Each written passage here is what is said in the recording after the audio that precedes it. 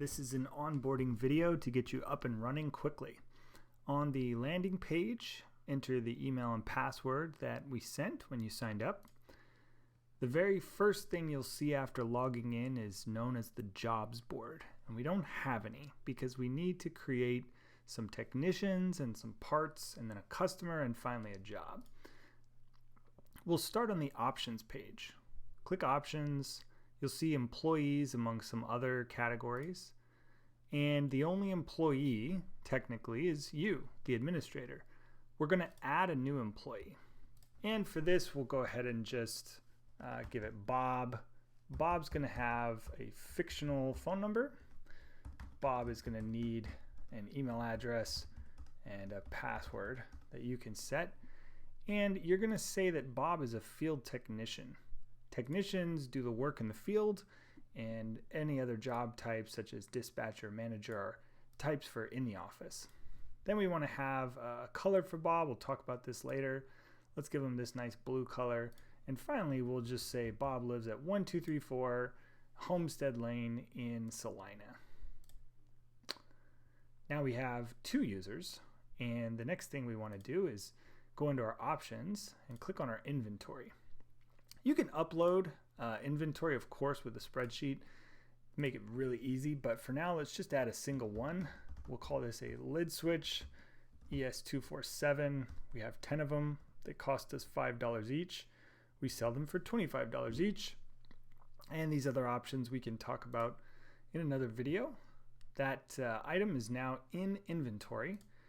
We'll go to customers and we'll create our first customer. So this will be Jane Doe, and she will also have a fictional phone number.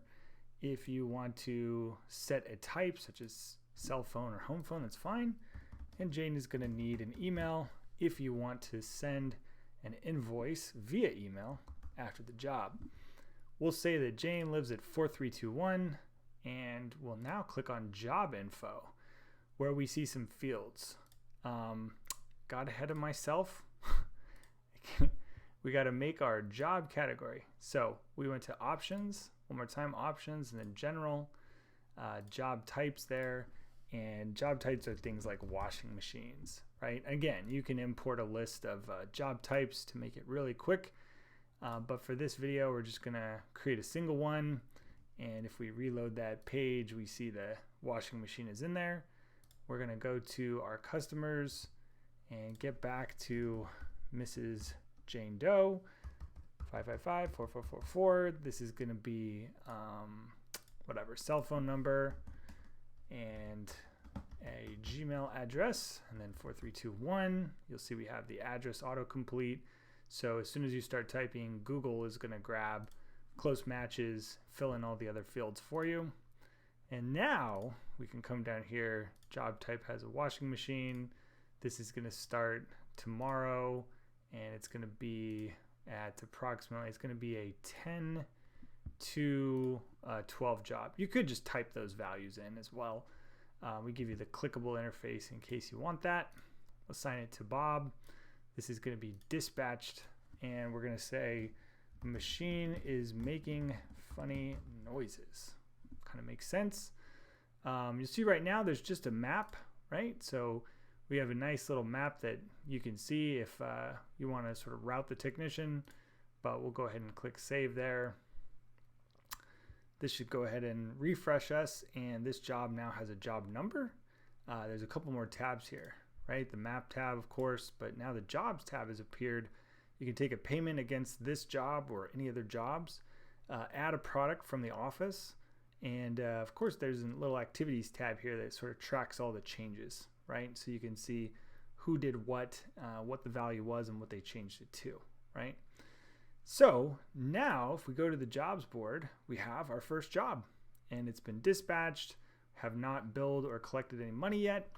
Now it's really on the technician. So a couple other things to look at. On our scheduler, we will see that the job has appeared for Wednesday. If you do day view and then swap to Wednesday, you'll see the job is on the schedule from 10 to 12. We can grab it and reschedule it just by dragging and dropping, and that will send an alert to the technician if we have configured the system to alert. You can also do things like set a lunch break, right? So we'll say that from 11:30 through to 1, we're going to go ahead and have that lunch break. And now that's easy to see, blocked off. And of course, we can see a huge map if you want that'll show us all of our kind of jobs by date, right? So if I grab the 8th and I kind of zoom out really big, we can sort of see where that is on the map. And when we have many jobs, it's quite useful to sort of see so that you can route and see like technician Bob, this is his job, and any other jobs we would see for him, etc. So if we flip over to the Bob view, right? So now imagine this is an iPad or an iPhone or a Android tablet, and this is just a web application, so they can go to a web address and sign in. We've signed in as Bob at Gmail, and we click to the 8th, and there's our first job, right? The very first thing we're going to see is our schedule. We kind of think that makes sense. Let us know if you agree. If I click on the Jobs tab, I will see a list of jobs that are new, that I've just received, jobs for today, tomorrow, or anything in the future. And there's a nice little clock in, clock out functionality to help you keep track of time if you want. We do new jobs here. You can accept or reject a job. Accepting is 99% of the time. Reject is my truck broke down and I can't get to that next job. Give it to somebody else, something like that. So when we accept the job, it appears in this list. We'll go ahead and click into the job. And the first thing we want to do is click Start. Now, starting the job sets it to in progress. And if I go back to the Office view and I go to the scheduler, I'll see that that is in progress here. And if I go to my jobs board, I will also see status in progress. This helps the office and the field stay in harmony. And that's our name, Field Harmony. So now I have the ability to open a map in Google, Apple, or I could send an SMS directly to the customer if I wanted. But right now I'm going to add a product. I've gone ahead and I've determined that this is a problem with the lid switch. So we're going to add a lid switch to this job. You'll see that the first field is quantity, how many I need, probably just one. I'm going to sell it for 25 bucks.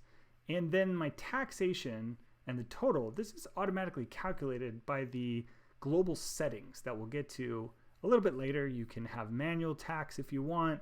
You can use the tax based on an online service for tax lookup for city, county, state, etc. Taxation is a whole big, deep, thorny topic, but we're going to trust that these values are okay, and we're going to click Done. The next thing that we will see is our payment screen. So some stuff happened in the background. We updated our inventory properly. If we needed to reorder a part, we fired off a reorder email. A lot of things happened in the background between those two steps. We're going to say that we received a check for $27.06, and that was check number 1234, so that we can keep track of that.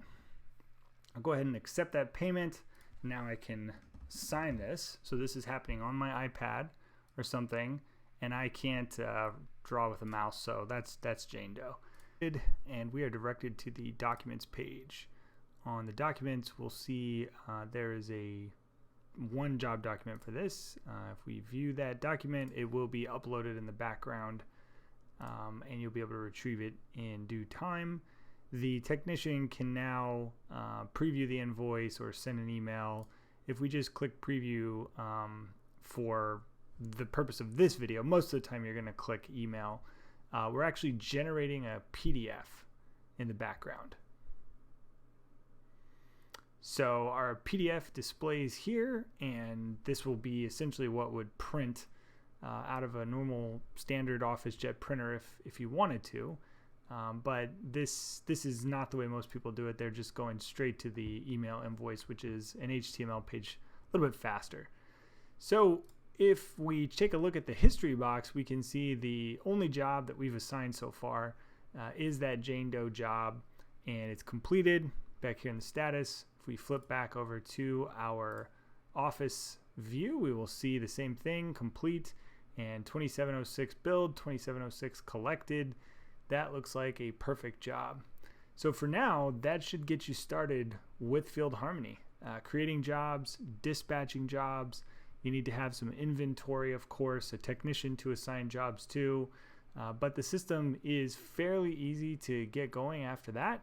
And all the other buttons that you see on the page have some functionality that, as you get a bunch of jobs going, could be very useful to you. So for that, I'm actually going to switch over to a different demo account and just kind of show you what some company that has, oops, sorry, wrong password there. This will show you what quite a lot of jobs look like. So we can see just tons of jobs here. If we want to filter by a certain technician, only see the jobs for a particular technician, or only see the jobs that are in a particular status, for example, that's what all these filters do. On the scheduler, if we colorize our jobs, of course, let's go over to our options, general, and then we'll go to colorize scheduler by, and we will choose job type. And as soon as we click that, it'll say that our preference has been saved. So when we go back to the scheduler, you can see how crazy colorful this can be. It's really helpful if you have tons of jobs and you guys know that purple is a washing machine and blue is a refrigerator, for example, right? Or colorize them however you see fit, but the colors will very quickly tell you the relative difficulty of a particular job, right, that's assigned to the technician. So you'll know at a glance who has quite a lot of work ahead of them and who maybe doesn't. So here's what the day view looks like. If these jobs are stacked on top of each other and the tech can get to this appointment anytime between, let's say, 11:30 and 6, that's what that might look like, of course. And you can go and see accounts. This particular environment has a ton of accounts set up. All this information is fake, by the way, so we're not showing any actual information here that's personally identifiable. This is all just generated data, but you can see, you know, a number of jobs in the list for this particular account, and if there's any contacts, we've got some customers that are associated with this account, etc. So there's quite a lot of detail we could dive into, but for now, I hope you have a good time using Field Harmony. I hope it helps you. And if you have any questions for us, click this little support box down here in the bottom right, do a search or click contact us, and we will be happy to assist you. Thanks very much.